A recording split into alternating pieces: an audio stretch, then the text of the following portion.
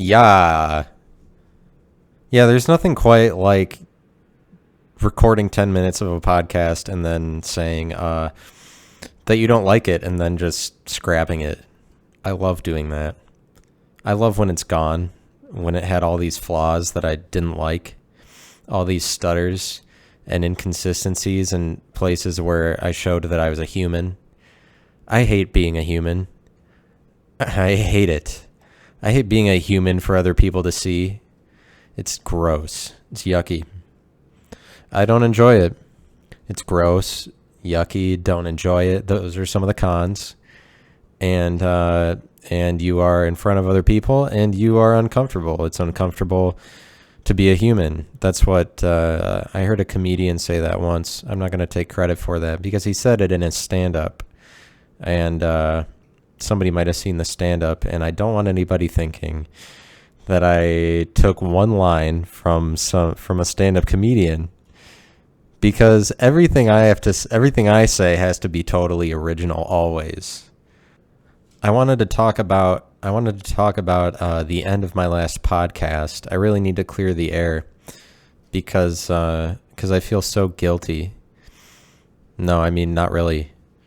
Like I just feel, I mean, the thing is, I feel guilty enough to bring it up. That's why I joke about feeling guilty. So it's like, yeah, I do to some degree, apparently. That's why I got to defend how the last podcast ended. Not for any real reason. The thing is, I don't really have to defend anything because it's 2020 and it's time to live your life, and it's time to hit that road and not care and not look back.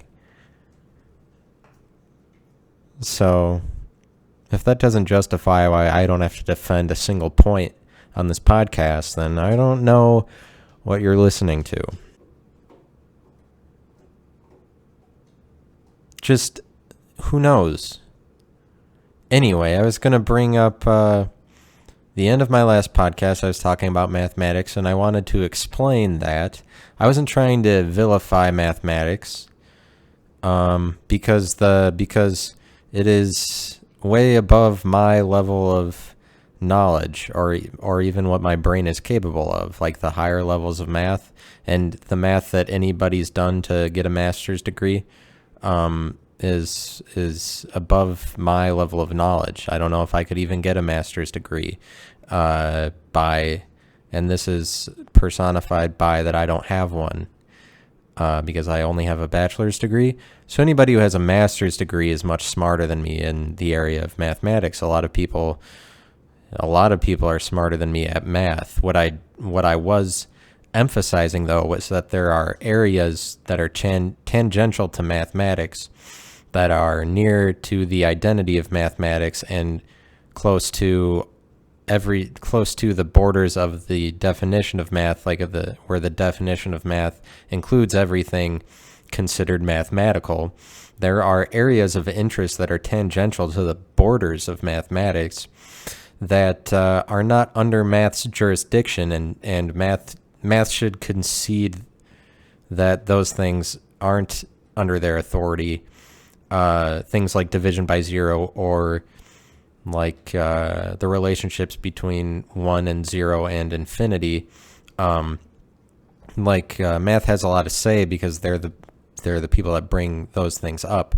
But a lot of that stuff, some of that stuff anyway, like the relationships between 0, 1, and infinity, because there's a lot of different ways of writing those relationships. For example, like what is infinity to the 0 and what is 0 to the infinity or 1 over infinity and stuff like that. That's what I talk about by the relationships between 0, 1, and infinity. And mathematics addresses those and they give answers for them, but they don't really have an explanation for some of the relationships that exist between 0, 1, and infinity.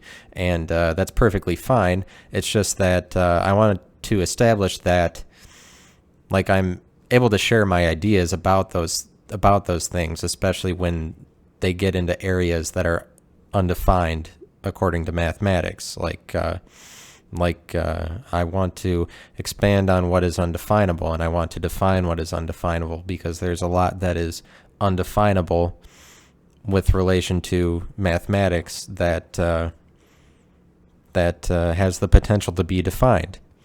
And I say that because I'm optimistic, and I like that idea. I like the idea of being able to discuss freely what are maybe better explanations for like something like the square root of -1, because the square root of -1 is kind of a oversight, and like we don't really know what to do about it. We just have a mechanism in place that if you multiply the square root of -1 by itself, then it equals it equals I squared, because I equals the square root of -1. And pretty much the units for the square root of -1, which are I, 2I, 3I, 4I, and so on. And then, for example, after that, 5I, and then 6I, and then after 6I is 7I, and then after 7I you get 8I, and then that brings us to 9I, and then for example, the next number is, do you understand that I drew that out on purpose? Is that comprehensible to you this evening? Are you ready to change your life? Are you ready to work out those abs? Are you ready to believe again? Because I am. I'm ready to believe. I'm ready to set my expectations very high and not watch them come down my entire life, because this body is going to weigh 100 pounds flat, and I'm not going to stop until I see that scale read back to me what I already know is true, that I will weigh 100 pounds and tell life to eat it, because I'm sick of eating life, because I've been eating life, and I want the reverse to be true of life's relationship to me. I want life to eat me, and that's how I'll lose weight. And when life makes it so that I don't weigh as much because life did this to me, then freedom. No holds barred 2020. No regrets. Live life. Only love 2020. So,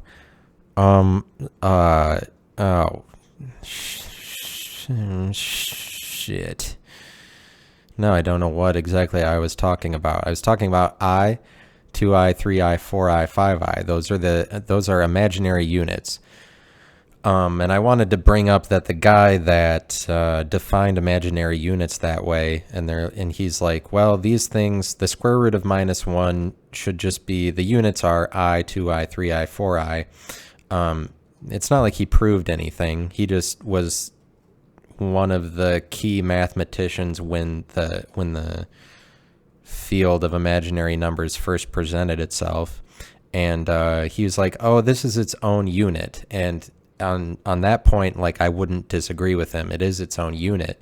But there's better descriptions for it than I, 2I, 3I, 4I, in my opinion. Like, it's its own unit, but yeah, so like, I'd want to share ideas about what an alternative definition for the square root of -1 might look like, because we have not defined it accurately to this point, and I think that is not a mystery. Like, that's not a stretch of the imagination to say that we haven't accurately defined it, because we just have a mechanism in place to make the square root of -1 I squared if you square it. Like, we don't know how to define the square root of -1, obviously, so it exists in a realm that is undefinable, and maybe there is definitely a better definition for it out there that we'll arrive at some point. And I'm in the business of proposing my own definitions for it and saying that there are better definitions out there, and I want to present definitions that are more relatively truthful than the definitions we have. And I feel, and you're allowed to do that nowadays. I would say. You're allowed to share your ideas. Because it's not like I would be the one to finalize a new definition. It would be something that we as a society would come to the conclusion of. I would be one of many people saying it. It would be something that would have to be a consensus at some point. I'm not saying I have the idea and it only comes from me. It's like there are things about the square root of -1 that are relatively more truthful than the way that we write it now, and that's a fact. And like 200 years from now, hopefully, like especially 1,000 years from now, we're not going to have that square root of -1 as a definition, because it is a problem to us as it exists right now, and it should be seen as a problem that we're trying to solve.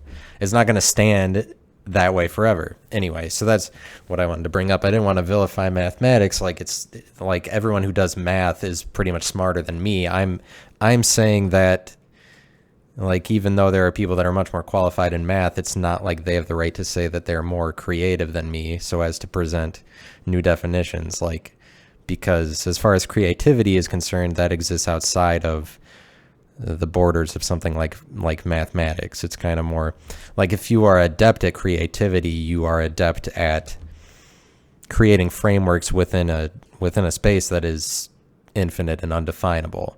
And I'm not saying I'm the most creative. I'm just saying that what I'm applying my mentality to is not necessarily mathematical.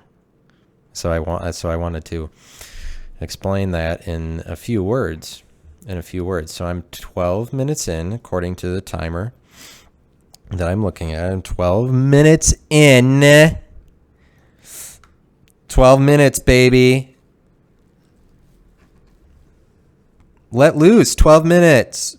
So at 12 minutes, I like to take a break and just settle my voice down and eat some wasabi so that my palate is cleansed, and drink some green tea, and so that my voice can be heard more clear and better every 12 minutes. Because an important thing about our lives here is that I'm a part of it, and that my voice pierces other people's lives, that my self is present so that I am omnipresent in the world. That's important. So, and here's the thing, like, I was going to talk about that at the beginning of math, and then I'm just going to say something else after that, and then I'll figure out at the end what I'm going to title it. But hopefully I title the entire podcast the Identity Podcast, because I enjoy talking about identity.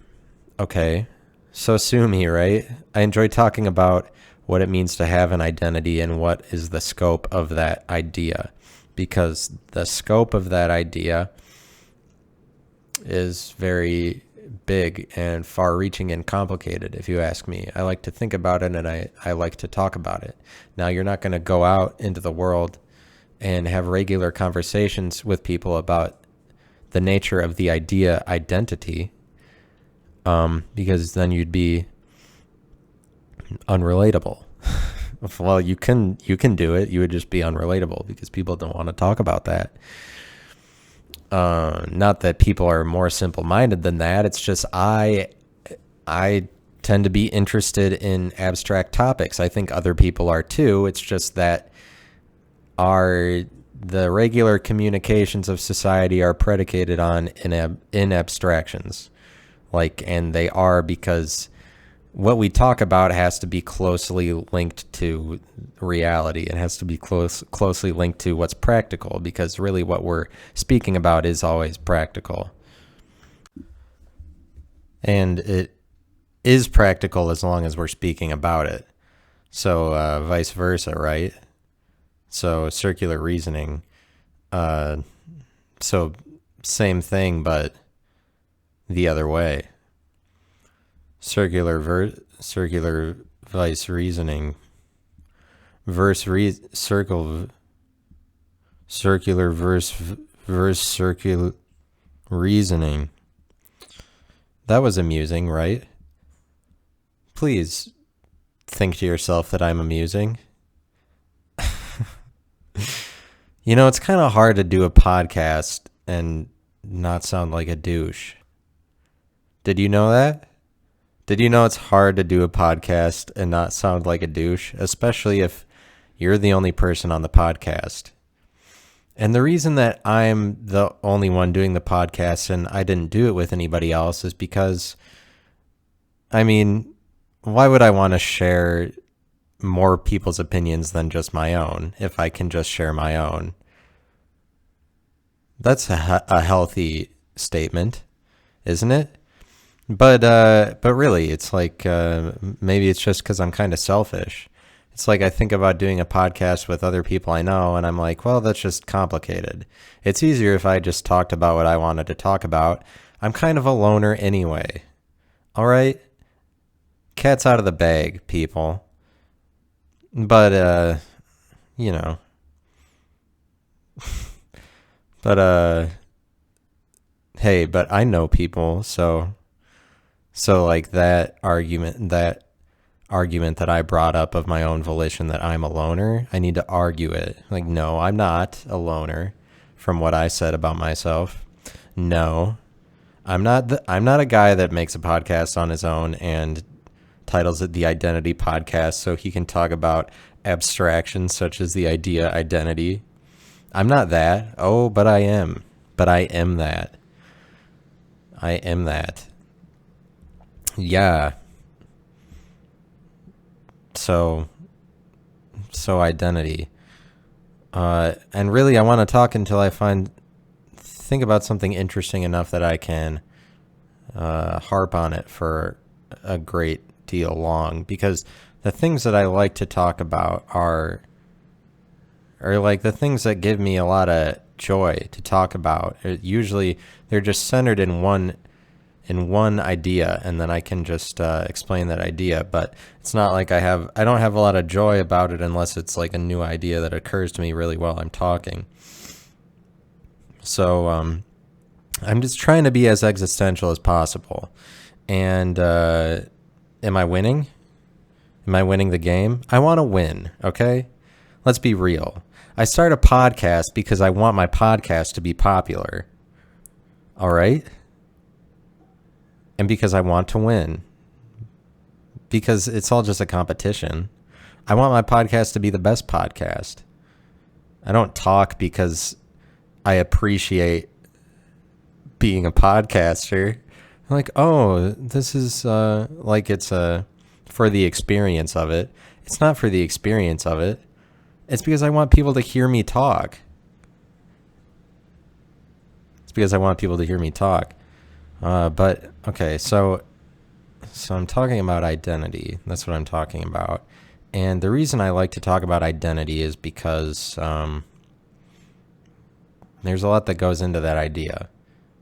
And people are out there always identifying themselves certain ways, and they're positioning themselves certain ways. And it's really interesting to me to think about how much of that is choice and how much of that is just you. But the argument is like, are the choices you make you? And I would be like, I tend to think that people at the end of the day are just kind of, they consist of their wants. Like what they want is what defines them ultimately, because you have around you in the world all these different voices calling to you, all these things that are fun or interesting, either from different people. Like you have all the different people around you, and all the different people are representative of different voices calling to you, and they're saying like what is interesting about themselves, basically, by manifesting their identities. And you choose what friends you have and what lovers you have. Friends and lovers. You choose what people that you date and your friends, and you choose them because you want to be around those people for whatever reason. You like their identities, and you want your identity to reflect, at least in part, what their identities are reflecting, you know? And but it ultimately goes back to what you want. It's like you want to be around those people, but also like you want to wear certain clothes. Like you have all these different kinds of clothing that are like available for you to look at, and then it's your choice to identify yourself through them. Um, and even characteristics, like, and you share certain characteristics with the world. Yeah, this is like, it's harder to talk about why, it's harder for me to get to a place where it's interesting for me to talk about identity, like really interesting. I still feel like I'm kind of grasping. If I'm just talking into a microphone, maybe I just got to imagine that I'm telling it to somebody. But it's like, I want to identify myself through having a podcast. Like, that's part of my identity. But I would say that what's interesting to me about identity is that I myself have trouble identifying myself. But you have trouble identifying yourself if you exist in a world that is relatively more juvenile than other people's worlds. As long as other people, it is known, are able to identify themselves. Because identifying yourself is growing up in a way. It's aging in a way. Identifying yourself is like becoming an adult. It's adulterating to identify yourself, because you are choosing. You're choosing something. You're choosing a way to be that is reflective of you, and you're specifying your own identity. And when you specify your own identity, you lose all the potential of what you could have been before you specified yourself to be a certain thing. And now you exist as that thing, and what you specify yourself as further is restricted by what you've already specified yourself to be. But if you maintain an identity through a lack of identity, meaning you forego identifying yourself in any way, you retain the potential to be whatever. So in that way, it's a more respected thing to identify yourself. And really, once you identify yourself, once you maintain more of an identity, then you set yourself up to be ridiculed. And because you take responsibility, it's very closely linked to responsibility. If you take identity, if you try to maintain your identity in certain things, then you take responsibility. You take the responsibility of saying, I am this, like I am these characteristics. So in that way, it is kind of like a choice to identify yourself. And it's a choice to take responsibility, because otherwise you're just going to have a lack of identity and not be identified in any certain way. And you can do that to protect yourself so as to not set yourself up for ridicule, because if nobody can identify you, then nobody can define you and nobody can ridicule you. So in a way, if you have a lack of identity, you are more undefinable and you are out of the reach of other people. You're out of the reach of what's able to be communicated about you. People aren't able to understand and communicate you and define you in any way if you don't identify yourself. And you identify yourself by taking responsibility, and you identify yourself like the base level of taking responsibility, I guess you'd say, is doing something more than one time, because that's the first place at which you identify yourself. You identify yourself by doing something frequently, meaning you do it more than once. If you are entirely infrequently, if you're entirely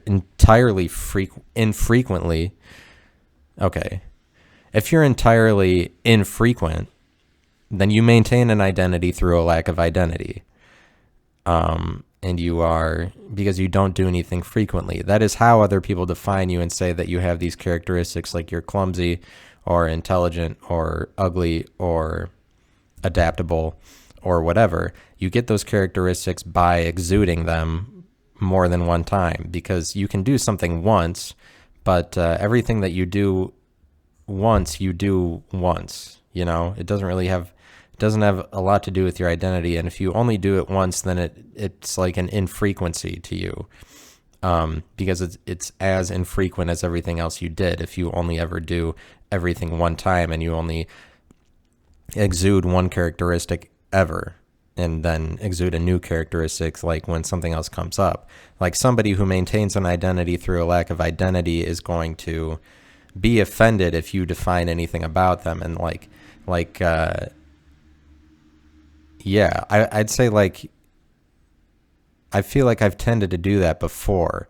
Like, if somebody says something about me that is accurate, but that happens to everybody. Like you are friends with people or you're around people and then they define you in some way that's sort of accurate. And if you feel that it's accurate and you want to change, then you are probably in the direction of maintaining your identity through lack of identity. Because like, oh, somebody's starting to define me, I want to be more undefinable than that. Like if your goal is to be undefinable, you're going to get offended when anybody starts to define you accurately, and you aim to change when people start to define you. If you aim to change any time that you start to have an identity according to other people, or you try to avoid being defined any certain way, then you aren't maintaining an identity and you're not taking responsibility, because it's only the things that people can define you to be that they can ridicule in you. But that's like vulnerability, and that's what allows you to be more ultimately accepted by other people, is if you are defined by them. Like if you feel like you're never like, people have to be able to define you and understand you. Like they have to be able to say what you are to themselves in order to accept you. Because if you are always undefinable in front of other people, they will not know how to accept you. They don't even have words to describe you so as to accept you, because you can't accept what you don't understand. So if you are always undefinable and you try to not maintain an identity and you don't do things frequently, then you maintain an identity through a lack of identity. And that's not a vice, I wouldn't say. It definitely sounds like a vice, like you're not taking responsibility. Like you can take responsibility and still be that kind of person. Like there's the Enneagram personality thing, which is pretty much just a well laid out categorization of 9 different groups of people. As far as like the best way that you could categorize people into 9 different groups is the Enneagram thing. And one of them is like the kind of person that is always seeking to have an identity. And that's the kind of person that I'm talking about, that maintains an identity through a lack of identity. If you're always trying to like identify yourself some way, you will never identify yourself. Like if you feel like you're always trying to identify yourself, then you won't, because then it's probably the case that you're always changing, or you're always seeking to change. And if you're always seeking to change, then you just don't want to be subject to any sort of restriction or definition, and you want to be undefinable and out of reach. And that's a lucrative thing for a number of reasons. And one of them is you don't have to take responsibility. You don't have to take the responsibility of saying or being a definition that other people can ridicule, or you're not going to be the fall person for anything you do. Like the less responsibility you take and the less identity that you maintain. But you're probably not going to be happy if you don't maintain an identity, because you have to maintain an identity in order to be present in the world and in order for people to see you and accept you. So you're probably not going to be happy if you're always trying to be some sort of identity. And like I said at the beginning, it is kind of more juvenile if you don't have an identity. Like you're waiting for something to happen, and you're not ever saying that like life has happened to you. If you aren't maintaining an identity, then you are more prone to say like life isn't really happening to you, and you're more prone to just exist in your imagination. Because the point at which you start to identify yourself is the point at which you're saying you are present in the world for other people to see and define, because that is you making an identity. It's saying that you have borders and that you are finite, and that your borders are tangible and people can see them and see what they are. By maintaining an identity, you're showing to people that you have one. Whatever. But it's like you can be whatever. And it's like and it has a lot to do with definition, and maintaining an identity has a lot to do with the line between what is defined and what is undefined. And I'm all about the line between the defined and the undefined, which is the same as the line between things that are finite and things that are infinite. And it's the same as the line between subjectivity and objectivity. Because as long as you never maintain an identity, you're not saying that you exist objectively. I mean, you do exist objectively no matter what, and people will find ways to identify you no matter what. It's just that if you do everything infrequently, yeah, I don't know. It's hard for me to understand the link between subjectivity and objectivity and identity. I guess maybe I never really thought about that. Subjectivity. Like, the thing is,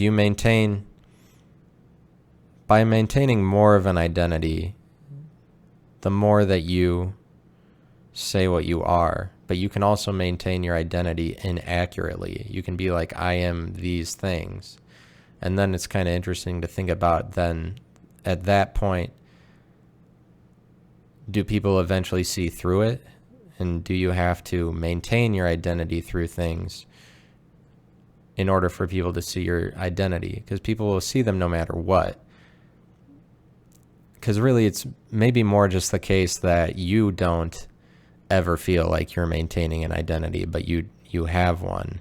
It's just that you could show more of yourself to people if you felt like you were identifying yourself and that you were present in the world.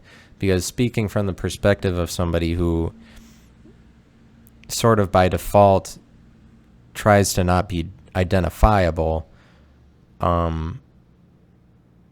sometimes it's hard for me to realize that the things I'm doing are actually the things that I'm doing.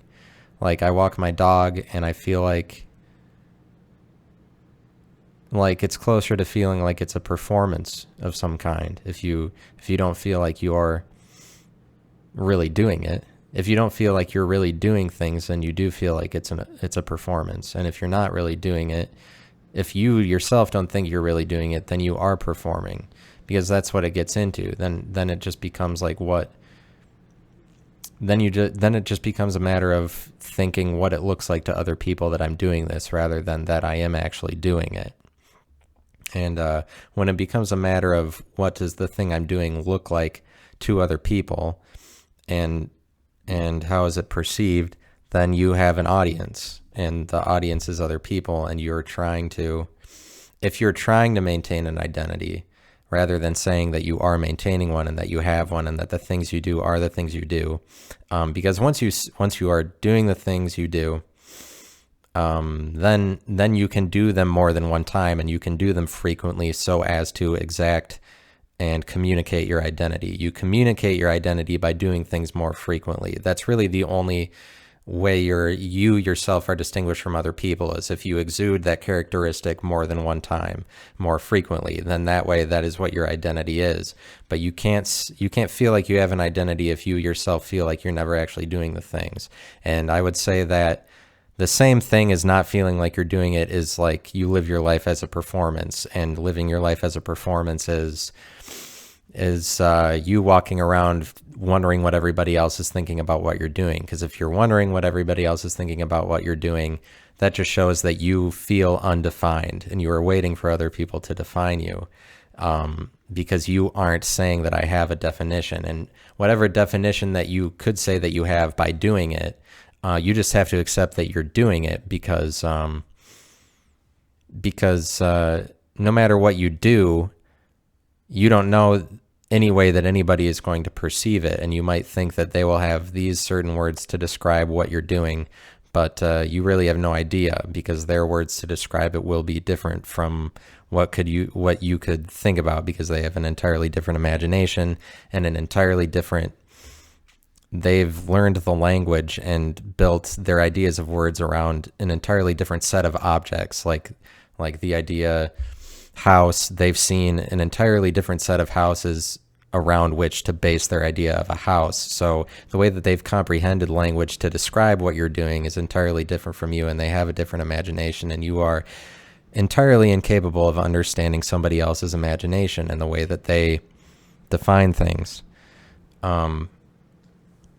So if you don't actually feel like you're doing the things you're doing, then you are performing and you have an audience, and that can be like, that makes you really anxious if that's what you're doing all the time.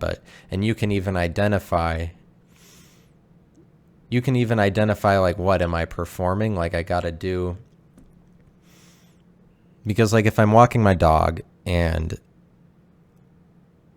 a lot of the time it's just like, oh, I'm walking my dog. But some of the time, just depending on the mindset I'm in, it's like, I know that I'm not really, don't feel like I'm doing it or something. It feels like I'm performing. So then when cars drive by, I'm thinking about, like, am I doing it right? You know, that's when you know that you don't feel like you're actually doing the thing. So you're like, oh, am I doing it right? So like, I got to look this way or walk this way. And, then it becomes a performance, because you're performing for your audience, for the cars that are passing by or other people that might be watching you or whatever, if you're trying to do it the right way. And what I'm talking about is not an uncommon occurrence. Like, everybody does that to varying degrees for different things. Like, just the way that everybody walks down the street, they have a picture in their mind of what walking is supposed to be.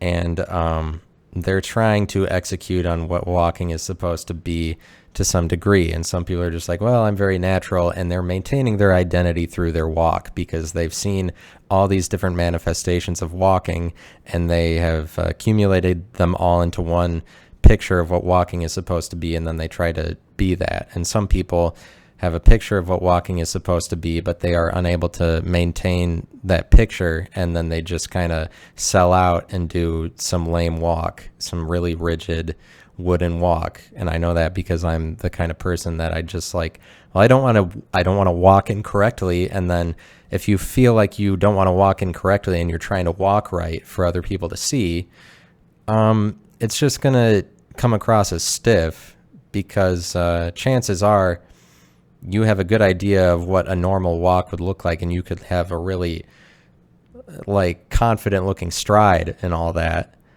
but you're not willing to go to the lengths necessary to manifest that walk, because you're stuck thinking that it's a performance, and you're stuck thinking in terms of other people's perspectives rather than your own, and you're stuck not thinking that you're actually doing it, and that kind of thing. So you don't want to, and I say that like, I love that idea. And you wouldn't tell that to people. You wouldn't be like, I walk down the street and it's hard for me to understand that I'm actually doing it. But I'm really not saying anything profound. I'm not saying like that's a problem I have. That's just what people do to varying degrees, and other people have more of a deal with it than, like, some people have more a problem with it, or it's just more something that they do.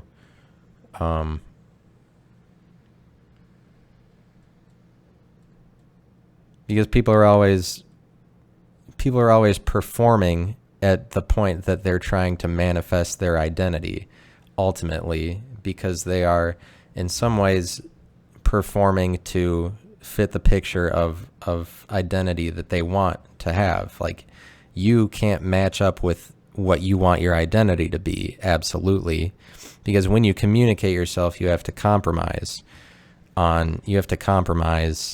what, like, the picture of what you want to look like is, because you have a perfect vision of what you want to look like and sound like and say around other people, but then you go to say the sentence and it's not the exact words that you wanted to say.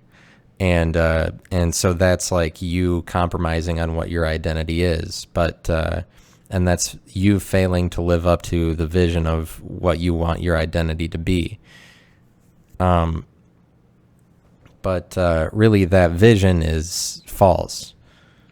The vision of what you want to be is false, and the only way that you can actually maintain an identity then is to compromise And when you compromise on your perfect vision for the world, that's when you can actually live in the world and be seen by other people and communicate at least some of yourself and be defined by other people. You have to compromise on what your vision for the world is.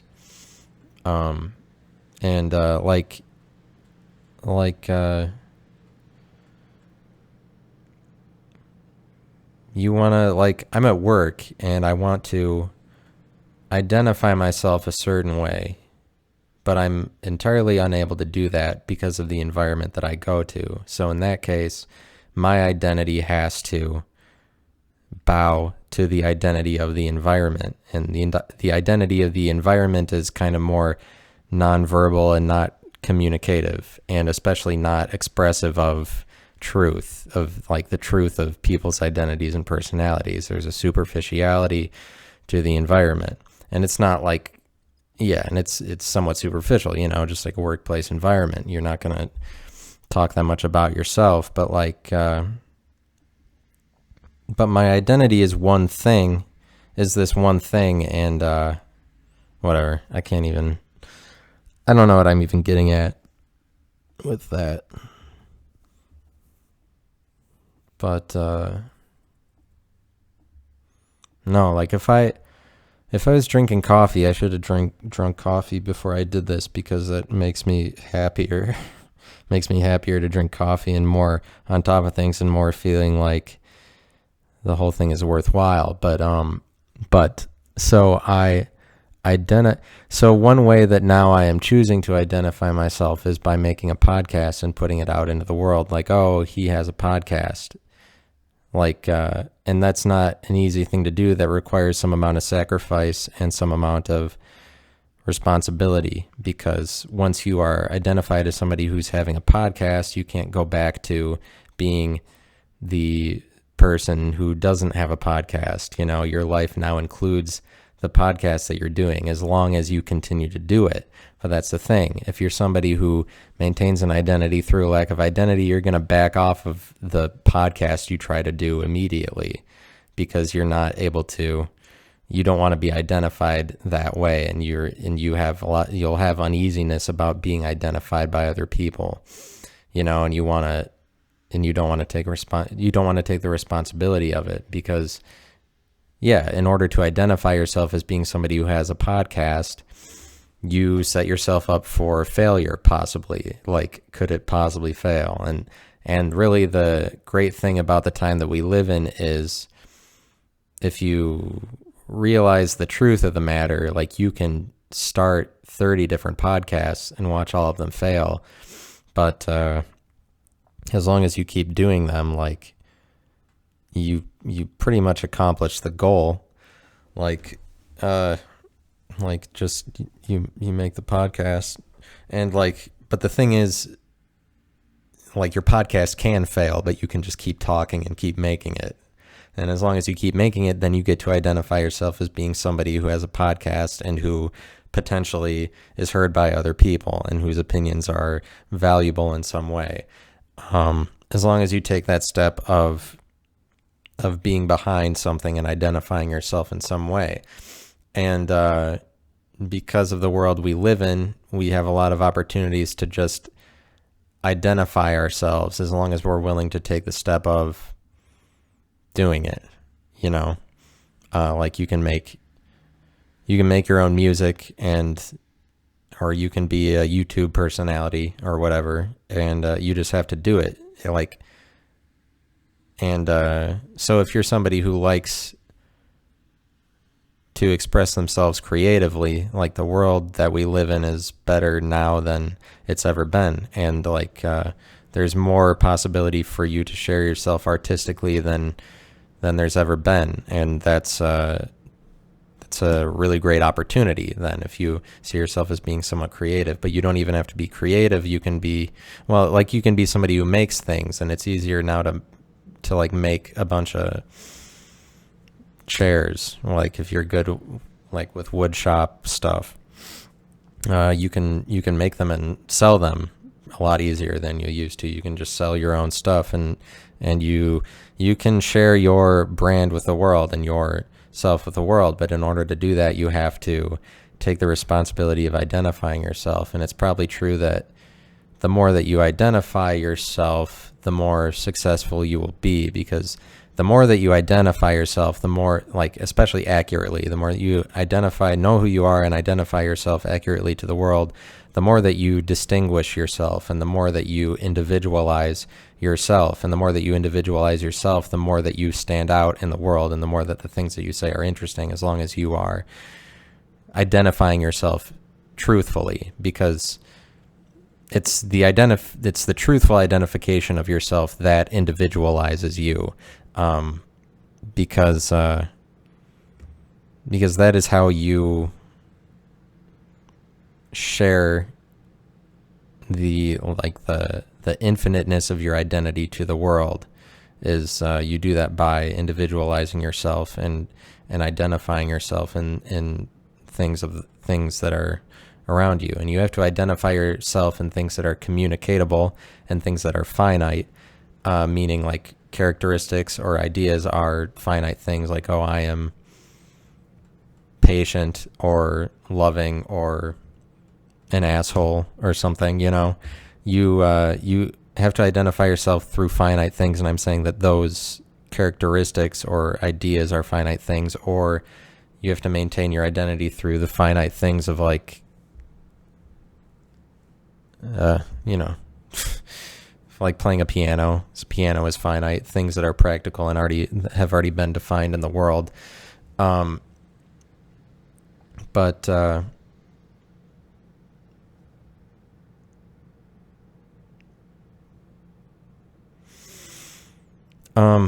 Identity, like, this is just not, and that's what I say about identity. But that's what I talk about. And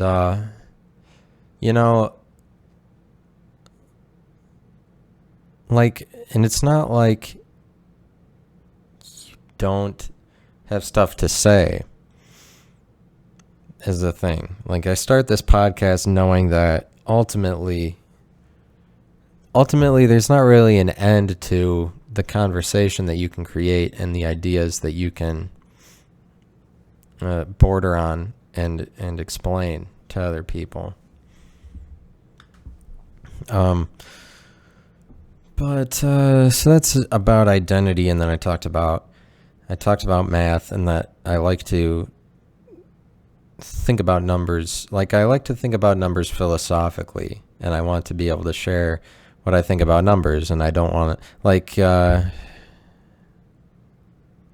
and what I think about numbers is true about what I think about numbers, and it's true for my subjective opinion, and my subjective opinion is really only true to me, right? But as long as you share it, then it has the possibility to be true objectively. Like, it has the possibility to be true for everybody to hear, as long as it is shown to be more relatively truthful than the idea as it exists currently.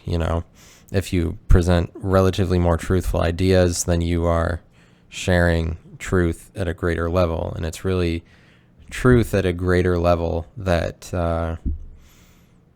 is transcendent to us, that allows us to transcend our current body of knowledge and transcend what we're currently capable of, and allows us to maintain a larger identity. Because when we achieve relatively higher levels of truth, we achieve a greater identity, and we incorporate more into our identity. And the more that you maintain an identity, the more you expand the borders of your identity, the more things that you identify yourself with, the more utility that your identity has, and the more that it's capable of doing, because when you've identified yourself with a lot of different things, you've expanded the borders of your identity to include a number of different definitions, and now your identity exists greater, and as an accumulation of more things. The more that you identify yourself, the more that you take on different authorities, and define more of what's undefinable, and say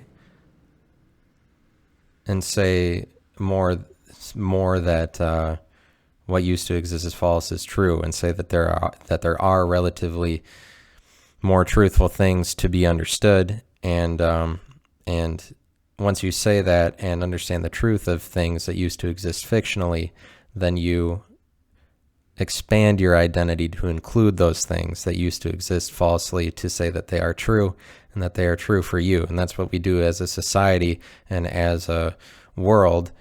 By defining what is undefinable, we reach relatively higher levels of truth, and we say that our own identity is truthful in these ways that we said before our identity was not truthful, and that those things used to not be included in our identity and weren't part of us and weren't true to us. They were false to us.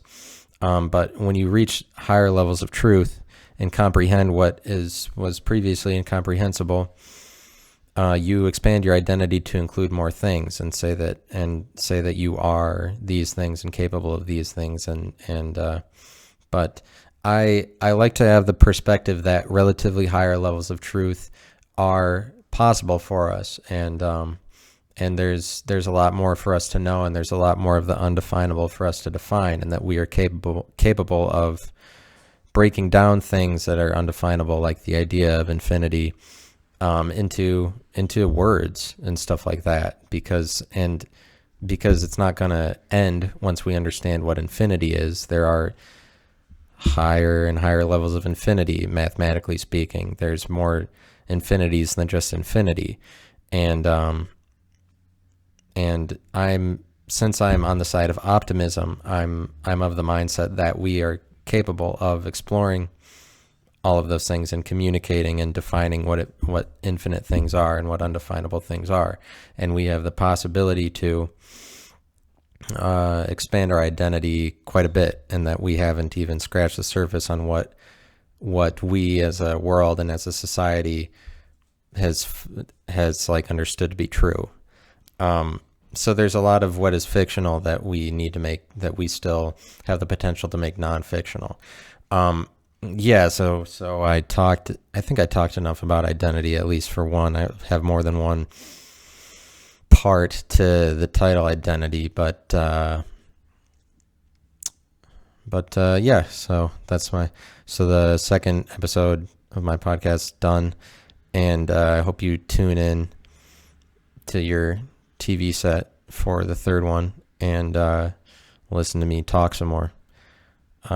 See you later.